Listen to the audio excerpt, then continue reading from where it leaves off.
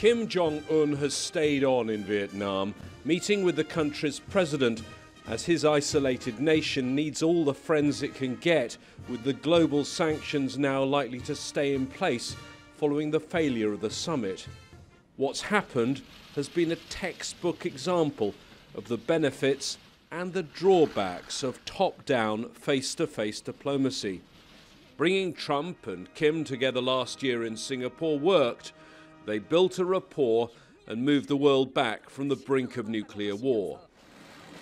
But in Hanoi, relying on the two leaders to conduct complex negotiations on the issues of North Korea's nuclear program and the wide-ranging global sanctions wasn't a success.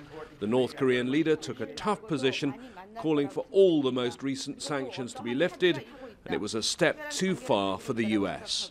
We actually had papers ready to be signed, but it just wasn't appropriate.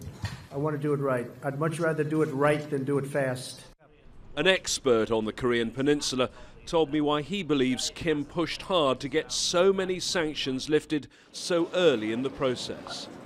For the North Koreans, they see an opportunity during the Trump presidency to achieve some goals that they really wouldn't expect to achieve with a quote-unquote normal president in the White House. So for them, there is a little bit of urgency. And of course, sanctions relief is a relatively urgent matter for North Korea purely as a matter of economic expediency.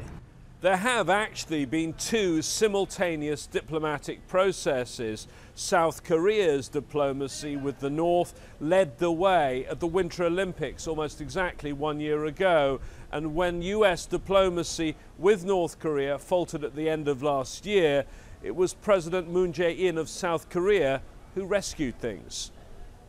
Minutes after boarding Air Force One and leaving Vietnam, the first person President Trump phoned was President Moon. It's clear South Korea is now being given the job of cleaning up this mess. James Bays, Al Jazeera, Hanoi.